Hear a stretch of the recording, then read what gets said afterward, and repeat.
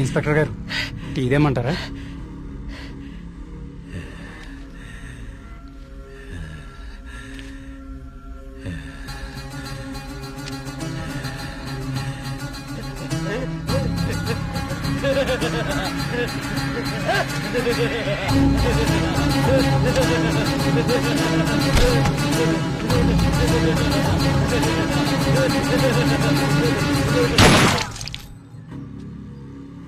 ఇంకొక ప్రాణం కూడా పోదని మాటిచ్చాం. ఇప్పుడు ఊళ్ళో వాళ్ళకి మనం ఏమని ధైర్యం చెప్తాం? ఏ ఊరి చరిత్ర చూసినా ఏముంది? నా ఎండు చేపల కంపు, చిన్న చేపలు చచ్చి పెద్ద చేపలు బతికిన ఇదని చెప్పండి. అంతకంటే ఏం చెప్తారు? మీ వంశ చరిత్రలో ఈరగాథలు చెప్పుకోవడానికి ఈ ఊరుండాలి, ఆ గుడి ఉండాలి, చిత్తం బాబు అనడానికి ఈ మడుసులు ఉండాలి. కానీ వర్మ గారు, మీకు ఊడిగా చేయడానికి కూడా మడుసులు పెట్టడం లేదు ఈ ఊళ్ళో. ఎమ్మెల్యే గారు, మీరు నన్ను అపార్థం చేసుకుంటున్నారు. ముందు మీరు సరిగా అర్థం చేసుకోండి. పోతున్న పేనాలు గుడిసిల్లోయి, కోట్లో కాదు కదా. అందుకే మీకు అర్థం కావట్లేదు. అయినా ప్రశ్నకి సమాధానం చెప్పండి. ప్రమాదం అని తెలిసి ఈ ఊళ్ళోనే ఎందుకు ఉండాలి? ఇన్ని పేనాలు పోతున్నా ఏ స్వార్థంతో మీరు జనాల్ని ఈ ఊరు వదిలి అనుకుండా చేస్తున్నారు? చెప్పండి సమాధానం.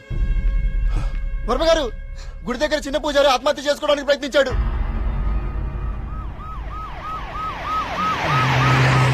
దేవుడికి ఇష్టం లేని అభిషేకం జరిగింది.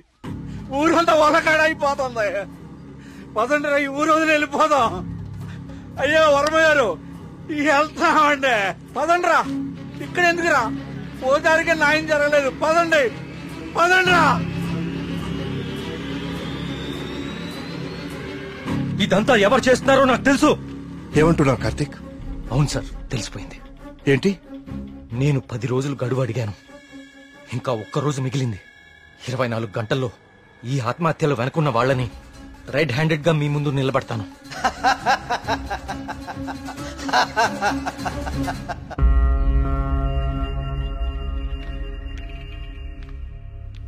కార్తీక్ అడిగిన ఒక్కరోజు గడువు గురించి ఎమ్మెల్యే గారితో ఫోన్లో మాట్లాడారు. ఇంకే ఒక్క ప్రాణ నష్టం జరిగినా మనమంతా ఈ ఊరు ఖాళీ చేయాల్సి వస్తుందని ఆయన చెప్పేశారు.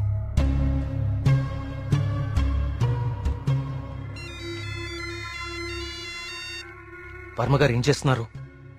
ముఖ్యమంత్రి గారితో ఎమ్మెల్యే గారితో ఇప్పటిదాకా ఫోన్లో మాట్లాడారు. ఇంకేవో మన ఊరు గురించి మాట్లాడుతున్నారు. సరే కుమార్.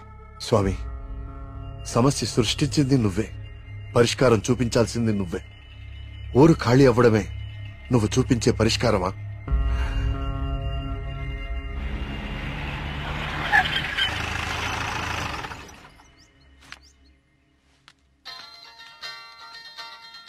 హలో ప్రియా, నువ్వు అసలు గుడికి ఎందుకు వెళ్ళావు? ఓ, ఇక్కడ కూడా సీసీటీవీ కెమెరాలు పెట్టావా?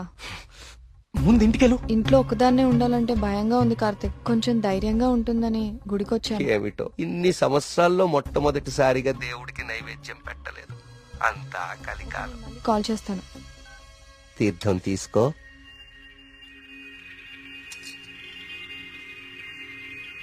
ఆయుష్మాన్ భవ. అమ్మగారు నమస్కారం అండి. పూజారి గారి ప్రసాదం మీకు ఇచ్చి రమ్మన్నారు, తీసుకోండి. హలో. హలో. Thank you. ఉంటానమ్మా. ప్రియా వచ్చింది ఎవరు? పూజారి గారు ప్రసాదం ఇచ్చి పంపించారు. ఇందాక ఇవ్వడం మర్చిపోయారంట. సరే, జాగ్రత్త.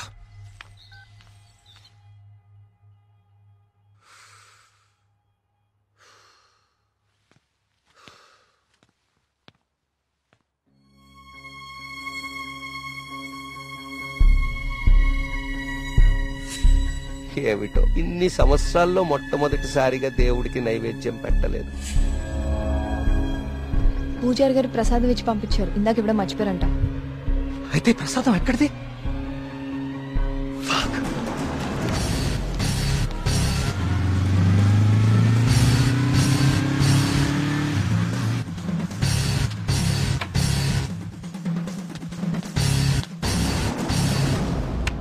ప్రియా, ప్రియా, ప్రియా, ప్రియా, తలుపు తీ. ప్రియా, ప్రియా, వినపడుతుందా?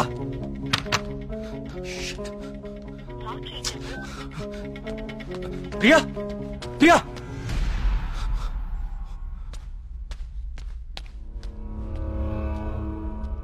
ప్రియా, నీ ఫోన్ స్విచ్ ఆఫ్ లో ఎందుకుంది? తలుపు కొడుతుంటే తీయట్లేదేంటి? Priya, what happened?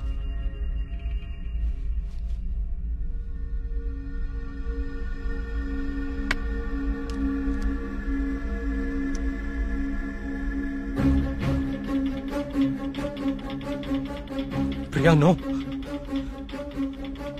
ప్రియా ఏం రాస్తున్నావు అక్కడ? ప్రియా ప్రియా చూడు ఇక్కడ. ప్రియా చూడు ఇక్కడ. Please look at me Priya.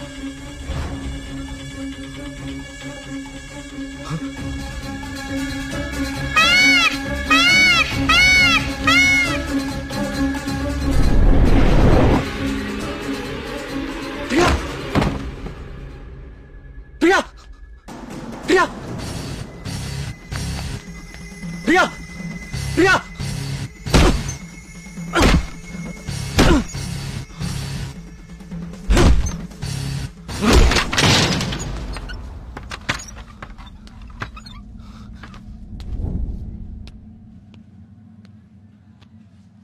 She's fine.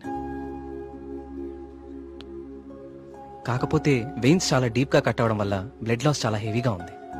తన స్పృహలోకి రావడానికి కొంచెం టైం పడుతుంది.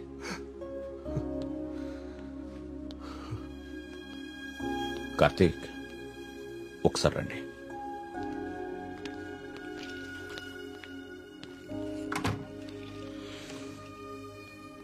కార్తీక్, నువ్వు నన్ను రమ్మండం మంచిదైంది. నీ అనుమానం నిజం. ప్రియ తిన్న ఫుడ్లో ఒక డ్రగ్ కలపబడింది. ప్రియ బ్లడ్ ని పవర్ఫుల్ మైక్రోస్కోపిక్ అబ్జర్వేషన్ చేశాను. ఆ డ్రగ్ వల్లే ప్రియ ఆత్మహత్య చేసుకోబోయింది. విషయం అయితే చనిపోతారు. ఇలా డ్రగ్ మూలంగా ఆత్మహత్య చేసుకోవటం ఏంటి? చెప్తాను. కొన్ని వందల సంవత్సరాల క్రితం ఆయుర్వేద బ్రహ్మగా పేరొందిన సుశ్రుతుడు కొన్ని రకాల మొక్కలకి మనిషి మెదడుని కంట్రోల్ చేసే శక్తి ఉందని కనుగొన్నాడు. వాటితో ఒక డ్రగ్ తయారు చేశాడు. అలెగ్జాండర్ తన ప్రపంచ జైత్రయాత్రలో భాగంగా తన సైనికుల మీద ఈ డ్రగ్ ను ఉపయోగించాడు.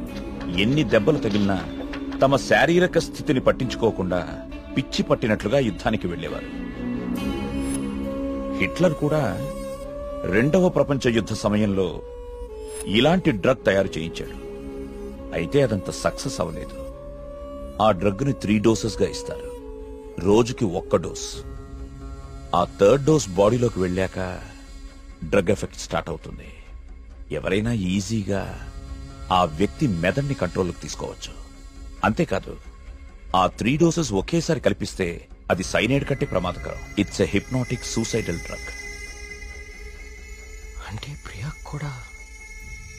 ఎస్, ప్రియ విషయంలో కూడా అదే జరిగింది. ఆ డ్రగ్ కలిపారు. That might be 3rd dose. అంతకుముందే 2 డోసెస్ ఇచ్చేసి ఉండాలి. ఆ ఫుడ్ తిన్న వెంటనే ప్రియ మీద హిప్నాటిక్ ఎఫెక్ట్ స్టార్ట్ అయింది. అయితే ఎవరో తనని లెటర్ రాసి ఆత్మహత్య చేసుకునేలాగా హిప్నటైజ్ చేశారు. You're right. ఈ డ్రగ్ అసలు మన మార్కెట్లో దొరుకుతుందా? మార్కెట్లో ప్రోజోన్, డాల్మెన్ లాంటి హిప్నాటిక్ డ్రగ్స్ ఉన్నాయి. కానీ ప్రియకిచ్చింది వెరీ పవర్ఫుల్ డ్రగ్.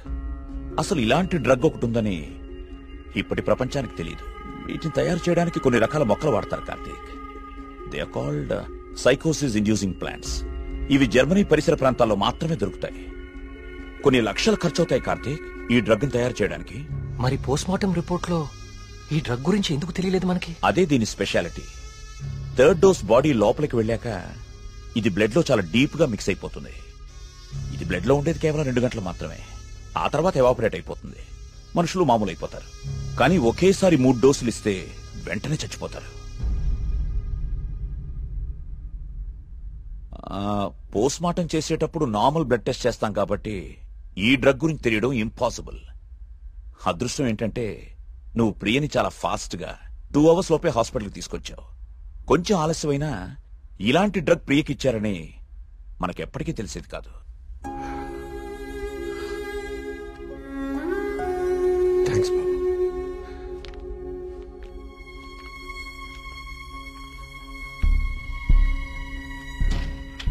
అయితే అన్ని ఆత్మహత్యలకి కారణం ఆ డ్రగ్.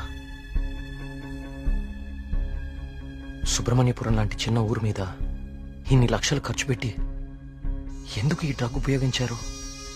దేవుడి పేరు వాడుకుని జనాలను ఎందుకు చంపారు?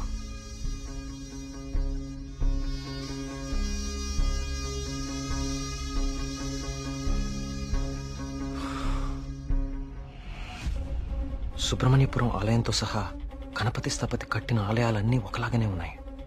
ఏదో లింక్ మిస్ అవుతున్నాను. అదేంటి ఆ ఈశాన్య మూల గది?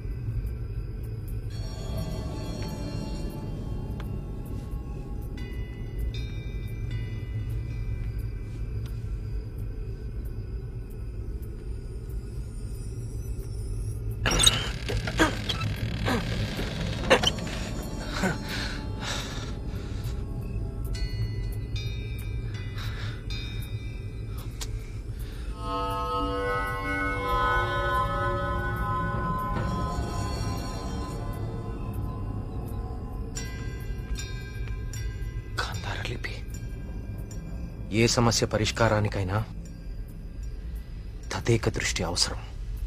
తదేక దృష్టితో చూడు, పరిష్కార మార్గాలు తెరుచుకుంటాయి.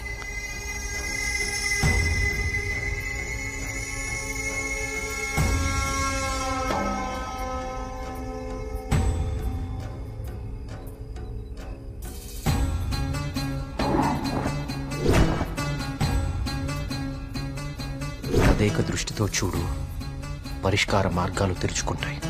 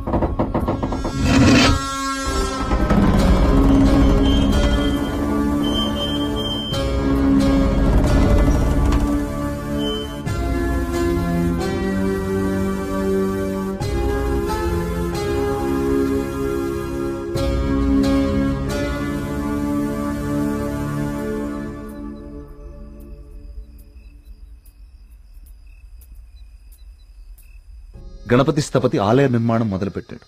స్వామి విగ్రహం అతన్నెందుకో బాగా ఆకర్షించింది. రహస్యంగా ఆ విగ్రహాన్ని పరీక్షించడం మొదలుపెట్టాడు. ఆశ్చర్యపోయాడు. కార్తీక పౌర్ణమి రోజున కొన్ని ఘడియల సేపు స్వామి విగ్రహానికి ఒక వింత శక్తి వస్తుంది. ఆ సమయంలో ఆ విగ్రహాన్ని తాకిన జలం తాత్కాలిక అమృతంగా మారుతుంది. మనిషి వయసును తగ్గిస్తుంది. కానీ కొద్దిసేపటికి యథారూపం వచ్చి అదే మనిషి ప్రాణం తీస్తుంది. అదే ఆ విగ్రహాన్ని కొన్ని రసాయన ద్రవాలతో లేపనం చేసి తిరిగి అభిషేకం చేస్తే ఆ జలం ఈసారి శాశ్వత అమృతంగా మారుతుంది. ఇదంతా కేవలం కార్తీక పౌర్ణమి రోజున మాత్రమే జరుగుతుంది. స్వామి విగ్రహానికి దాని కింద అంతర్భాగంగా ఉన్న శిలకు ఈ శక్తి ఉందని ఆయన కనుగొన్నారు. మహారాజుకి ఈ విషయం చెప్పాలని వెళ్లి చూసేసరికి మహారాజు రవివర్మ చింతాక్రాంతుడై ఉన్నాడు. కారణం, తమ రాజ్య సరిహద్దుల్లో పరమ క్రూరుడైన అస్లం ఖాన్ తన సైన్యంతో ఈ రాజ్యాన్ని నాశనం చేయడానికి సిద్ధంగా ఉన్నాడు. అస్లం ఖాన్ సైనిక బలంతో పోల్చుకుంటే తమ సైన్య బలం సగం కూడా లేదు. ఓడిపోవడం తథ్యం అనే దిగులుతో ఉన్నాడు మహారాజు. గణపతి స్థపతికి ఠక్కున ఒక ఆలోచన స్ఫురించింది. స్థపతి ఆ విగ్రహం గురించి తాను కనుగొన్నది చెప్పాడు. రాజు ఆశ్చర్యపోయాడు. ఆ రోజు కార్తీక పౌర్ణమి, అంటే స్వామి విగ్రహానికి వింత శక్తి వచ్చే రోజు. స్వామికి అభిషేకం చేసిన ఆ జలాన్ని తీసుకుని మహారాజు మారువేషంలో అస్లం ఖాన్ గుడారానికి వెళ్లాడు. వయసు తగ్గించే మందు తన దగ్గరుందని మాయమాటలు చెప్పాడు.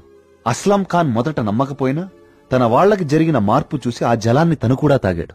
రాత్రికి రాత్రి అస్లం ఖాన్, అతని ముఖ్య అనుచరుల ప్రాణాలు అనంత వాయువుల్లో కలిసిపోయాయి. ఆ సుబ్రహ్మణ్యేశ్వర స్వామే తన రాజ్యాన్ని కాపాడాడని నమ్మాడు మహారాజు. ప్రజల క్షేమాన్ని ఆలోచించి స్వామికి అభిషేకాలు జరగకుండా చూశాడు. చావుని జయించడం ప్రకృతి విరుద్ధం. అందుకే గణపతి స్థపతి మహారాజు విగ్రహ రహస్యాన్ని ఎవ్వరికీ చెప్పలేదు. ఈ విగ్రహ రహస్యాన్ని గణపతి స్థపతి గ్రంథస్థం చేసి గుడిలోని ఈ రహస్య ప్రదేశంలో భద్రపరిచాడు. ఒక ప్రత్యేకమైన నాణాన్ని ఉపయోగించి ద్వారాన్ని మూసివేశాడు.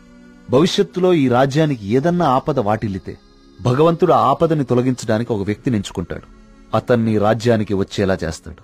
ఆ వ్యక్తికి ఆ నాణెం, రహస్య గదిలో ఉన్న ఈ ప్రతి పరిష్కారాన్ని చూపిస్తాయి.